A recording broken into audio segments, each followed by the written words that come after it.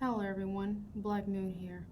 Sorry for not posting much on where you may be listening to this podcast on. That's because I've been focusing on a lot of other work in college and getting all that dealt with and didn't have much time to work on the podcast.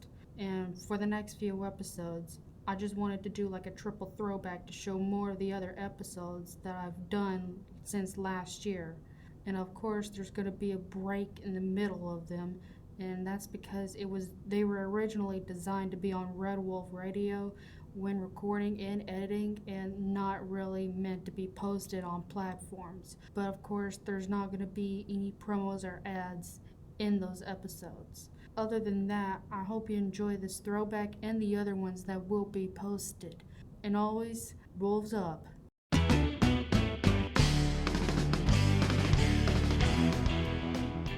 Hello, everyone, and welcome to A State Rockers. I'm your host, Black Moon. Today, we have a very special someone with me today. Why don't you introduce yourself and your occupation, please? Yes, my name is Dr. Ronald Sitton. I'm an assistant professor in multimedia journalism here at Arkansas State. This is my 11th year teaching here. Now, that is very cool. What all kinds of rock and metal have you listened to, and what kinds are your favorite? Oh, how far back do you want to go? It doesn't really matter. We can even go back to the 70s. Okay, well, I was going to even perhaps before then, but let's see. In the 70s, I was a big fan of the Scorpions, which is kind of metalish. Definitely in the 80s, we're talking about Rat, we're talking about Iron Maiden, Judas Priest, Motley Crue, Van Halen. Um, that's kind of the music I grew up with. And that's the same that I've grown up with, too, like ever since a teenager. Yes, I have been into that kind of stuff, and I'm glad I finally found someone that's also into the exact same stuff. It's good music. The Scorpions, Rat, Yeah, Iron Maiden, especially, if I haven't said that again. good But stuff. I haven't been much into Judas Priest, but I like a couple of their songs. Hmm. Got Another Thing Coming, Breaking the Law, and definitely Painkiller. It's good. Yep, good stuff. Yes. And also Round and Round by Rat. That one's another good one. Yeah, that when that came out, I was in 8th grade, so it's been some time ago. I'm showing my age. Yeah. But hey, no judgment here. I No judgment. appreciate that. What about like the 90s and 2000s? And Uh, maybe even the 80s. yeah, kind of running through there. I kind of got away in the 2000s from it, but in the 90s, I was listening to live. Oh, what were you going to say? So uh, if you look at Guns N' Roses, I know a lot of people enjoyed their Use Your Illusion album. I kind of thought that it was too much. That is, between those two albums, they had one great album in between those two. Appetite for Destruction. That was the only one I ever listened to. And Appetite for Destruction was great. I mean, there's not too many bad songs on that entire album. That came out in the late '80s, Yeah. probably about the time I was a senior in high school, and so Yeah. that was good stuff. But we start getting a little bit further into the '90s, and I started listening to things like we had a Def lot of Leppard? well, and Def Leppard was great.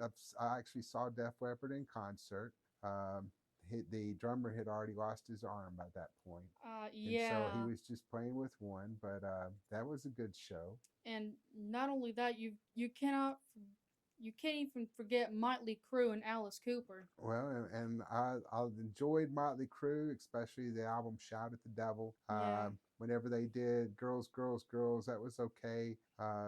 I never got too much into Motley Crue, and it was all because Vince Neil's voice. He was a different kind of cat for sure.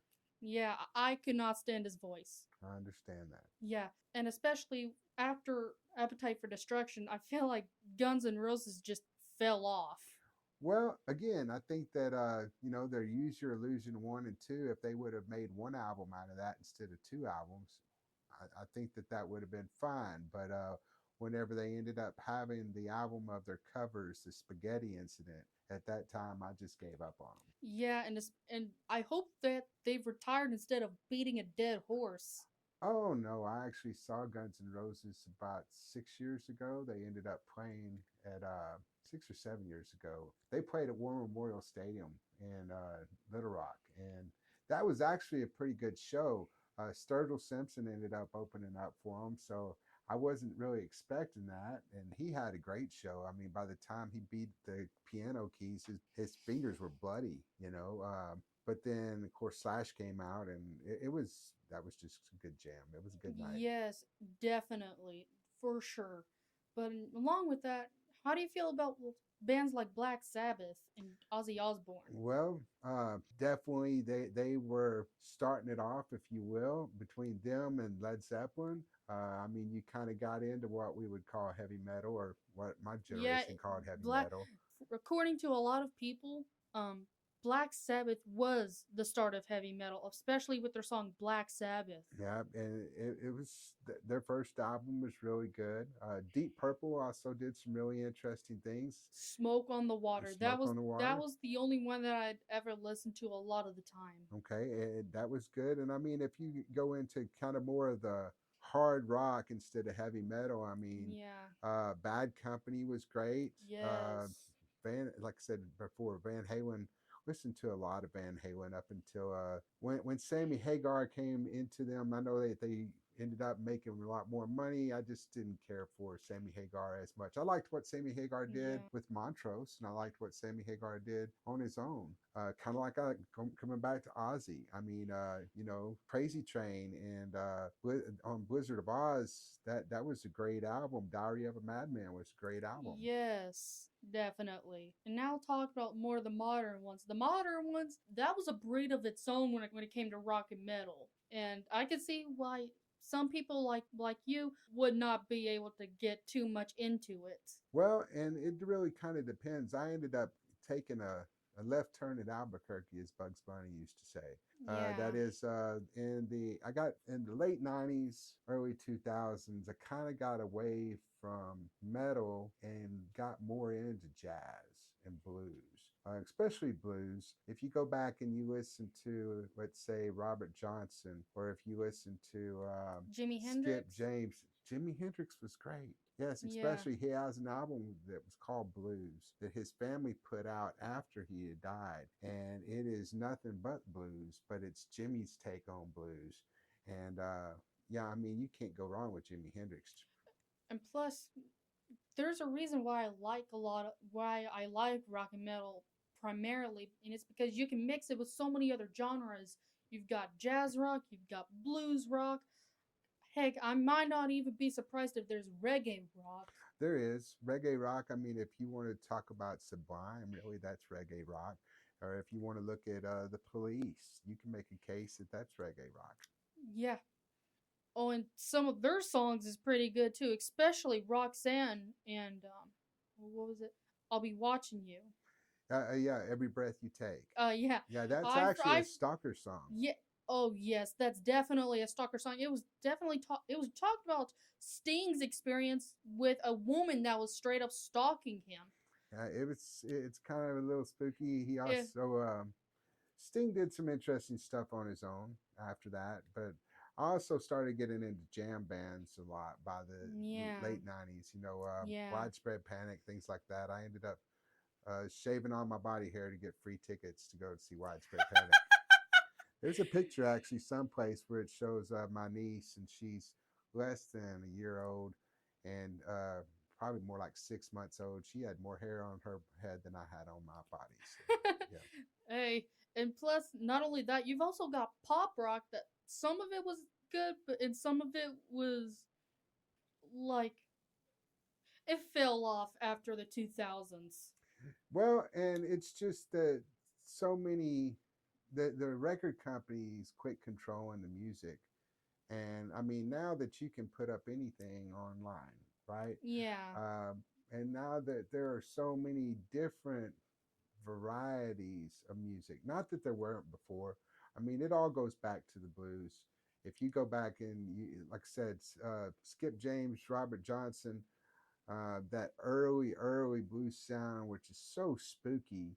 And then you start coming into Muddy Waters, and you got a guy like Willie Dixon, who's not only writing songs but also playing a great bass. Uh, just excellent music, and you wouldn't have had rock and roll had it not been for the blues. Because I mean, bands like the Rolling Stones, bands like the Beatles, Yes. they went back to the original blues, and they ended up getting their take on it, right? But it's going back to the roots, and then once you got the roots down, you can blossom any way you want to go. Yeah. And when I said that there's been a lot of pop rock that fell off at the 2000s and 2010s, I'm talking stuff about like Maroon 5 and all of that. Yeah, and that was okay. It's just I And never 5 really Seconds got of into Summer that. too. And it Yeah, I never really got into that. Probably the closest that I got into in the 2000s would be more like what I would call Southern rock, even though yes. some people call it alt country, and that is Drive By Truckers, man. They were especially their album. It's why am I going blank on it? It's the it's got Never Gonna Change on it, and um, You can look it it's up later. yeah. At the moment, it's just I'm pulling blanks. I Hey, apologize. it's Been a okay. long Friday. Uh it has it's been for all of us. Yeah, Not only, and speaking of southern rock, you've got bands like Alabama and Leonard Skinner. I especially love Leonard Skinner. Leonard Skinner's great. I consider Alabama more country than rock, But hey, But I mean, if you're going to get into Southern rock, I would highly recommend checking out the Allman Brothers Band. There's their Eat a Peach and their oh they've got a live album, and that's really great as well. Uh, I'll just that's make good stuff. I'll just make sure to check them out later. Yeah. But also, speaking of the 2000s, you've also got bands like A Day to Remember, MCR, or My Chemical Romance. Hmm. How do you feel about those? Again, I had kind of switched gears by that point because Yeah. I from pretty much the so I was born in '68 and grew up listening to all this hard rock and metal between the Yes. '70s and the '80s and into the early '90s. And so by the mid '90s, there I wasn't hearing anything new. I'm not saying that there wasn't anything new coming out, but it all sounded the same to me. And And so by going back to blues and then getting into jazz, I started finding new things, new ways of listening to things, and jam bands too. I mean, if you're going back to the Grateful Dead, things like that, um, good music. And I find that the more I listen to, the more I want to do it myself. yeah. And plus, searching stuff up and then randomly hearing it Mm-hmm. and then thinking, this is good. That that there gets you into other music that you didn't hear about earlier. Oh, for sure. And especially with technology now with music search and Shazam, that it makes things 10 times easier. Yeah, you can quickly find it. I will say I really like my Shazam app, and also I like listening to Spotify. And Definitely there's, Spotify. you know, That is a good thing that I have. although I have seen where there's apparently a bunch of bands who are getting off of Spotify now because of what Spotify has done with their music. Yeah, You know, they've definitely made a lot of crappy moves. and but so has I mean Ticketmaster's made crappy moves. Uh, I know what I was coming back to in the '90s. You were talking about metal and rock. If you're not listening to Soundgarden from the '90s, you really need to. Pearl Jam, obviously, Uh, but then there's a Post grunge. post grunge. But I mean, Alice in Chains, great music again. But there's a band that not a lot of people know about called Temple of the Dog. And Temple of the Dog was basically Chris Cornell and some of Soundgarden and the members of Pearl Jam before they became Pearl Jam, because it was what was the name of their band? Mother Love Bone. And Mother Love Bone, their lead singer, had died, and so they did this tribute album to him. And when they did that, it became, it was just a great album, But that's where Eddie Vedder came in and sang with Chris Cornell, and then ended up talking to the guys from what would become Pearl Jam. We'll be back to you after this quick break for more A State Rockers. Hello, everyone, and welcome back to A State Rockers. I'm your host, Black Moon, and we have Mr. Ronald sitting with me here yet again to talk about more about his rock experience. One of the other things I wanted to talk about is about your experience more within the 70s and 80s. What about ACDC? Oh, absolutely. Highway to Hell is a great album, but it's Yes. not. It's definitely not the same as Back in Black. And Back in Black, you ended up having Bon Scott die from right after Highway to Hell and all that. And It was um, from it was from him drowning in his own puke. yeah, and he was Back in Black was just Way one better. of those albums where there may be a bad song on it, but it really depends on how you feel as to whether you consider it bad. Yeah, there's some stuff that I there's some stuff within the album that isn't as good as the other songs, but at the end of the day, they're still listenable. Oh yeah, and I will say I don't feel there's any question, at least in my mind, that Back in Black was the best album ACDC did. Yes, and there's some stuff that ACDC came up with that's pretty good, and then there's some stuff that ACDC would have done better if they just left it out. It's like they're like Metallica, but with hard rock. Yeah, and and Metallica's was great. If you end up looking at Master of Puppets, I think they're I like Master of Puppets better than anything else they did. Now I realize Black ended up doing, becoming Way a better. much bigger audience, and it's Yes. got some great songs on it. And in my personal opinion, even though there's been a ton of people that do not like the album, it was needed. It was a great album, yes, and pretty much I do find it a little bit hypocritical, I guess, of Metallica, because I first learned about Metallica with people bringing cassettes over from Tulsa down to Little Rock and trading cassettes with me, and it was like, oh, here's this band. Oh my gosh, what are they doing? And they and then they got so upset about people taping and stuff. And it's like, bands like the Grateful Dead, that's how their music got out to people, was through taping. And so for Metallica to come in and get a little bit I don't want to But say hurt. holier than now, but But hurt. they definitely um, they turned off a bunch of fans going that route. Yeah. First they started off with thrash, and then they got more into heavy metal after Master of Puppets. But talking about the whole controversy with them not taping, that was the same thing that happened with Napster and Lars Ulrich. Yes. It was so bad. Well, it's just and don't get me wrong. I do understand where if you've made something, it's kind of your baby, and you want to make certain that you have control over that music.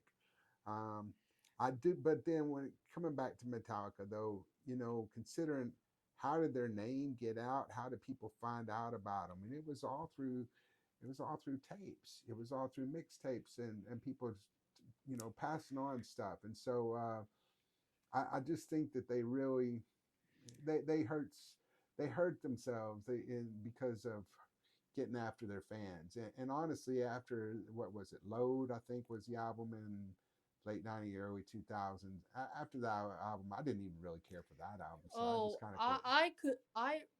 I personally cannot listen to any other to to any album past the Black album. It's because a lot of it just tends to be, how do I say it? It tends to not be as good as the Black album or further. Oh yeah, well, I mean, if you go back to Justice for All, I mean, that was a great album Yeah, too. It's it just was a good album. you had a bunch of you had a bunch of stuff there, and again, I'm showing my age because all those albums came out whenever I was in my teenage early 20s, Mm-hmm. and so that's yeah, that was prime listening back in the day. Yeah, and the main lesson that that we can learn from Metallica after what they did is you can control what you produce. You just can't control how it's distributed.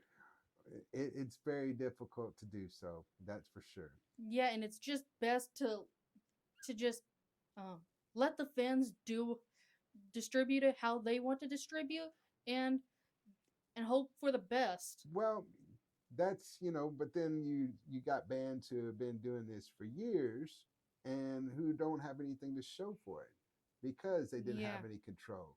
So I mean, from the artist standpoint, you especially you start looking at all the one hit wonders throughout history, and you start Yes. going, man, what did they ever get out of that? And a lot of them didn't get anything out of it. No. So it's I can see it both ways. um, there's gotta I think again, probably the Grateful Dead had the best idea, and that is they weren't making money necessarily off the albums that they made, but they were making all their money through the tours and through the merchandise, all the paraphernalia that they had at every Yes. single show. And And they that's built up their fan base so big that even after Jerry Garcia died, what, 90, it's been over 30 years now. Even after he died, there's they're still still rolling, there's you still know. a bunch of fans. Yeah, so I mean, So that's just, and isn't that how Kiss got their fan base? uh, It was through a lot of the merch and paraphernalia that they had. they had some of that. Kiss was different because Kiss wanted to paint up, or at least I never. They just wanted to Whenever they shock first people. when they first came out, it was like, what are these people doing? And you know, what was Destroyer album was an incredible album, and Yes. but the whole, I don't know, they by the '80s I was tired of Kiss. Yeah. Their whole their their whole thing was shock people while wearing makeup. Yeah, and then when they shocked people when they took off their makeup a few years later, Oh yeah, because that I've heard you that they know got a ton of backlash because they took off their makeup. they did, but I mean they also ended up, they lost Peter Criss off the drums, and it really wasn't the same Yes. band after that. Don't get me wrong, No. Gene Simmons is still, he's still Kicking. great, but and Um. Paul Stanley is a great singer, and I got to see them, and I guess it would have been the early '90s that they came back to Little Rock, and I saw them, and they put on a good show. Don't get me wrong, but it wasn't the same. No, and it still isn't the same, especially with now in 2025, because the members they're now older and through some of their skills they've shown their age. Yeah, well, I mean, nobody gets to stay 18 forever. And so No. that's the good and the bad of it. So if you've got music that lasts, then even though you're past your prime, people still want to hear it.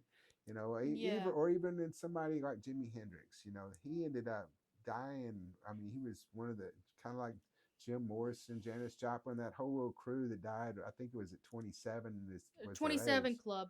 Yeah, and you know, they were. You go back and you listen to Hendrix music, and it still resonates today. And there's still people who can't do what Hendrix said. Yeah, because they can only do stuff that's inspired by him because he is the only one that had the skills to do the stuff that he did. Well, he was definitely, he built off of the old blues. Okay, and so Yeah. I mean, he had his foundation set before he ever got on top of it, right? And so there's there's still great music, and I do find myself going back to a lot of what was played in the '60s, '70s, '80s, and early '90s. um, I've made myself a USB key that's, it has, that way I don't have to listen to any commercials or anything else. I stick in my key and I go, you know Yes. um, but I've also gotten to where it's like I can't do that all the time, and so now I've got to basically a 21st century key and a 20th century key, and it depends on the mood I'm in as to what I play. Yeah, and speaking of the 27 Club, how'd you feel about Nirvana? Oh man, I really enjoyed their albums. We even had a cover Yes. band that we covered a couple of their songs from In Utero. When they first came out, it was it was different. Um, I mean, I was listening to Stone Temple Pilots at that time. I was listening to uh, Pearl Jam at that time. Uh, I was in Metallica at that time as well, and Nirvana changed the game. Hate that Cobain died. Yeah, Um, especially since he's now part of the 27 Club. yeah, and he's, it would have been. I wonder in all their cases, Morrison, Hendrix, Cobain, and Janis Joplin. I wonder what would have gotten. And so that's the sad part is what did we miss? Yeah. Well, and even and the guy from Alice in Chains and Stone Temple Pilots. Those two singers that are gone with us now, not the 27 Club, but I mean, they just, they got in over their heads with what they were doing. Um, but the music that we no longer have or that we didn't get because they passed, that's what's kind of sad. But then you've got somebody like Prince who wasn't metal, was really But more funk, R&B, but also put out some rock, and if you go, he's got a vault that they say they could release an album every year for the next 100 years. We wouldn't get through all of it. So, that's what I'm going. He was able to make it and still make extra music, and it makes me wonder what's there. Whereas, with Nirvana, we know what's there because it's already yeah, been used. yeah, and plus, after Cobain died, we got the Foo Fighters, Yeah, and so we're still getting music, especially from one of the original members of Nirvana. yeah, and there's I like some of the Foo Fighters stuff. I mean, Yes, Everlong's an incredible, Learn incredible to song, Fly, you Learn know, to Fly. and That one's a good one. yeah, but again, I'm just not listening to as much of that now. Yeah, and speaking of paraphernalia, especially from the Grateful Dead, you've also got other bands that are doing similar stuff like Creeper and Ghost. Ghost is one of my favorite bands. I love that band, but they've got a lot of merch, not Yeah. only from apparels but also toys like plushies and jewelry. How do you? There's you got to figure out a way to make it because I mean the alternative is to be on the road all the time, and then you don't have time for family, you don't have time for um, side projects, you don't have time, because you're on the road all the time. Yeah, And don't get that's me kind of wrong, like Motionless in White and what was that other one? Slipknot, because they have to be on the road in order to even pay get the out bills in some there. case. Yeah, pay the bills, get out there, and some of them, as is they're not if they don't have a lot of merch and they're not able to get on the road, they have to like do a side job, Yeah, totally. and that is the saddest part of it all. Well, I mean, if you had gone back 200 years ago and asked a musician if they thought that they would ever be able to just do music, I imagine they would laugh, right? Because I don't think Yes, it's really until we had recorded music that people could say, yeah, I can do this and not do anything else. And but even that's not then, the case. yeah, it's not really the case. So it's a matter of what catches the ear of the people who are listening at a particular time. And then it's a matter of what lasts.